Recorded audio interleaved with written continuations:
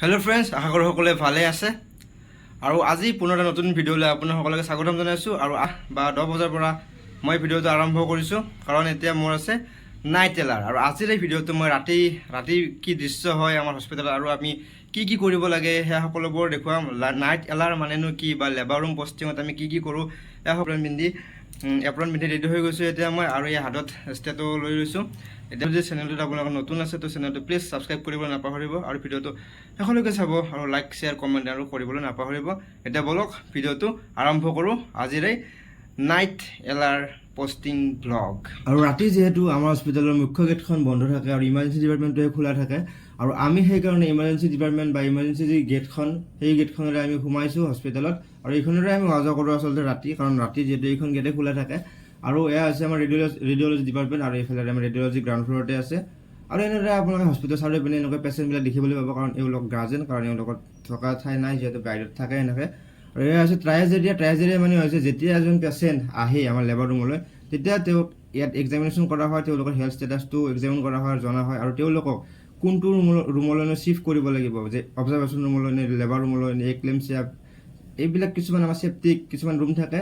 আৰু এইবিলাক আমাৰ কাম আৰম্ভ হৈ গ'ল। আমাৰ কিছুমান কাম থাকে, বহুত কাম থাকে, বাট এয়া কাম আমাৰ আৰম্ভ, যিহেতু আমি শিকি আছোঁ। তো ডকুমেণ্টেশ্যন কেনেকৈ কৰিব লাগে, পেচেণ্টৰ ৰিপৰ্টবিলাক বা ডকুমেণ্টবিলাক কেনেকৈ আমি ৰাখিব লাগে, আমাৰ ছেভ কৰিব লাগে, এইবিলাক ফাইলবিলাক আমি ৰেডি কৰি আছোঁ। আৰু কিছুমান নোটছ লিখা কাম থাকে আমাৰ, সেইবিলাক নোটছ কিছুমান আমি লিখিব লাগে, আৰু বিভিন্ন ধৰণৰ কাম আপোনালোকক দেখাই দিছোঁ। সেয়া হৈছে এয়া কেনুলা লগোৱা, তাৰপিছত এইটো হৈছে বহুত এটা ইম্পৰ্টেণ্ট কাম, আৰু এইটো হৈছে ব্লাড প্ৰেছাৰ জোখা, কাৰণ ব্লাড প্ৰেছাৰ জোখাটো আমাৰ কাৰণে এটা বহুত ইম্পৰ্টেণ্ট কাম হয়, কাৰণ blood pressure very important for a pregnant women. যেতিয়া এজন প্ৰেগনেণ্ট মহিলা আহে তেওঁলোকৰ ব্লাড প্ৰেছাৰটো জনাটো বহুত ইম্পৰ্টেণ্ট হয়।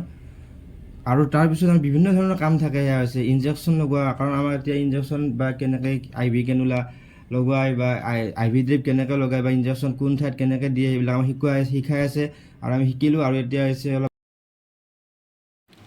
এতিয়া অলপ বাহিৰলৈ ওলাই আহিলোঁ, যিহেতু 1-1:30মান বাজিল। আমি চাহ খাবলৈ বাহিৰলৈ ওলাই আহিছোঁ, আৰু হস্পিটেলৰ বাহিৰৰ ভাগটো আপোনালোকক দেখাবলৈ চেষ্টা কৰিছোঁ।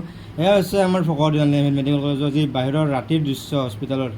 এয়া দেখাইছোঁ আপোনালোকে। এইখন নতুনকৈ ব্ৰিজ বনাইছে, কাৰণ হস্পিটেল আমাৰ পুৰণি হস্পিটেলখনৰ লগত যি এখন নতুনকৈ হস্পিটেল বনাইছে, এইখন হালধীয়া কালাৰৰ যিখন নতুনকৈ হস্পিটেল বনাইছে, এইখন হৈছে আমাৰ মাতৃ আৰু শিশু হস্পিটেল, মানে নতুনকৈ বনাইছে, কেৱল মাদাৰ এণ্ড চাইল্ড কেয়াৰৰ কাৰণে হস্পিটেল বনাইছে। এইখন অপেনিং হোৱা নাই, হ'ব, সেইটো দেখাই দিছোঁ আপোনালোকক। দেখিছে, মা আৰু শিশু চিকিৎসালয়, আৰু এইখন আমাৰ অপেনিং হোৱা নাই, হ'ব, নতুনকৈ বনাইছে।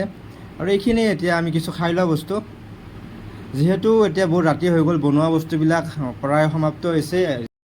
এতিয়া যি আছে সেয়াই লৈছোঁ, আৰু বুন্দিয়া লাড়ু এটা আৰু একাপ কফি লৈছোঁ, আৰু এতিয়া আমি খাই ল'লোঁ। খাই লৈ এয়া আহি গ'লোঁ বাহিৰৰ পিনে, কাৰণ আজি অলপ হাতত সময় লৈ আহিছোঁ, কাৰণ ভাবিছোঁ আজি ভিডিঅ'টো বনাওঁ, কাৰণ আমাৰ নাইট এলাৰ হ'বলৈ প্ৰায় এমাহ হৈয়ে যাব এতিয়া, কিন্তু ভিডিঅ'টো বনাম বুলি বনোৱা হোৱা নাই। আজি হাতত অলপ সময় লৈ আমি দুজনে বাহিৰলৈ ওলাই আহিছোঁ, আৰু ইয়াৰ দৃশ্য দেখিবলৈ পাইছে। এয়া হৈছে আমাৰ যি বৰপেটা কেঞ্চাৰ কেয়াৰ বা বৰপেটা কেঞ্চাৰ হস্পিটেলখনৰ এয়া বাহিৰৰ দৃশ্য। বহুত ধুনীয়া হয়, মানে দেখিবলৈ, ইণ্টেৰিয়ৰ হওক বা এক্সটেৰিয়ৰ হওক, দেখিবলৈ বহুত ধুনীয়া বা হাই কোৱালিটি বনোৱা হৈছে। কাৰণ যিহেতু ইয়াত টাটা ট্ৰাষ্টৰো ইয়াত মানে শ্বেয়াৰ আছে, সেয়েহে মানে বহুত ভালকৈ এখন বনোৱা হৈছে। মই ভিতৰৰ দৃশ্য দেখাম, প্ৰথমে বাহিৰৰ দৃশ্যখিনি চাই লওক। আৰু ইয়াত কাষতে আছে আমাৰ এখন ফকৰুদ্দিন আলি আহমেদ হস্পিটেলখন। এইটো হৈছে মুখ্য গেট, কিন্তু ৰাতি এইটো বন্ধ থাকে, ইমাৰ্জেঞ্চি খোলা থাকে। দেখিবলৈ পাইছে ইমান ধুনীয়াকৈ ডিজাইনিং কৰি এইখন বনাইছে, বহুত হাই কোৱালিটি হয় বস্তুবিলাক চব হাই কোৱালিটি হয়, কাৰণ যিহেতু এটা শ্বেয়াৰ হয়, এইখন মানে টাটা ফাউণ্ডেশ্যনৰ এটা শ্বেয়াৰ থাকে এইখনত, সেইকাৰণে বহুত মানে এখন প্ৰাইভেটৰ দৰে বনাইছে। হ'লেও যিহেতু গভৰ্ণমেণ্ট, তথাপি মানে এইখন আহি পেলাই এনেকুৱা ফিল হয় যে এইখন প্ৰাইভেট মেডিকেলত মই সোমাই আছোঁ। বহুত ভাল ইণ্টেৰিয়ৰ ডিজাইন কৰিছে এইখন, অলপ দেখুৱাই দিছোঁ, চাই লওক। I don't think so. No, no, no, no. I don't think so. No, no, no, no. It's never, ever, ever, ever, ever, ever gonna happen. I don't think so. No, no, no, no. I don't think so. No, no, no, no. It's never, ever, ever, ever, ever, ever gonna happen. I don't think so.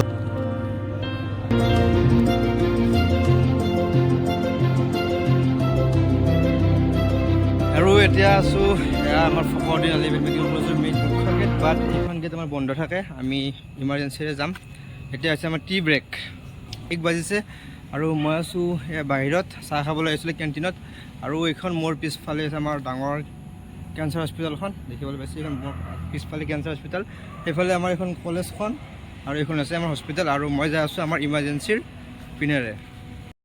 আৰু সেইটো হৈছে আমাৰ emergency gate, মানে সেইফালে আছে emergency department আৰু এইফালে আমি এণ্ট্ৰি কৰিব লাগে। এইফালে ওলাই আহিছিলোঁ আৰু সোমামো এইফালেৰে।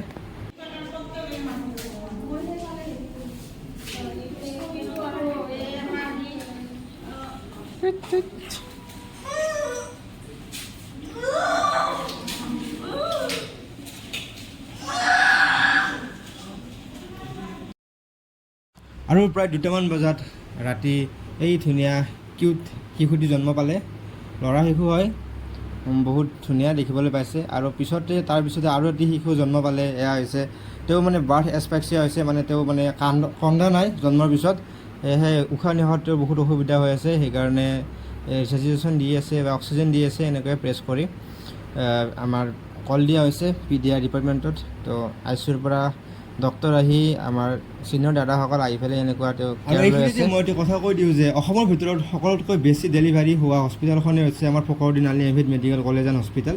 এই হস্পিটেলখনত অসমৰ ভিতৰত সকলোতকৈ বেছি নতুন বাচ্চাৰ জন্ম হয় বা সকলোতকৈ বেছি ডেলিভাৰী কৰা হয় এইখন হস্পিটেলত।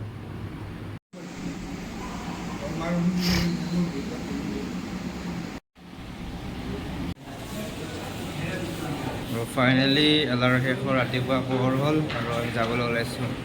ৰাতি 10টা বজাতে আহিছিলোঁ আৰু এতিয়া ৰাতিপুৱা 6 বাজিছে, অৱস্থা বেয়া।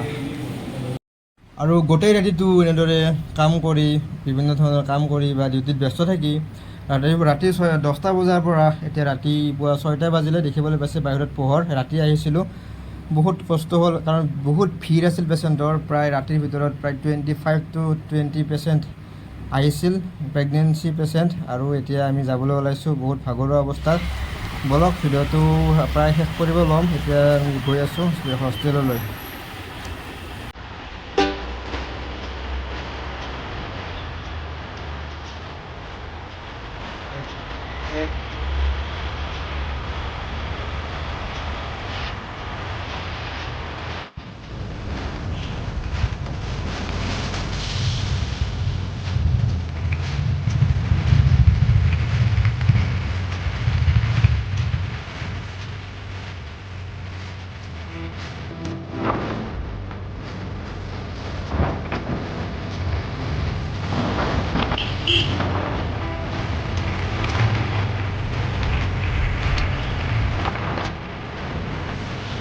গোটেই ৰাতি ব্যস্ততাৰ মাজত থাকি এনেদৰে কিছুমান ভিডিঅ'ৰ ক্লিপ লৈ আপোনালোকৰ মাজলৈ ভিডিঅ'টো আগবঢ়ালোঁ।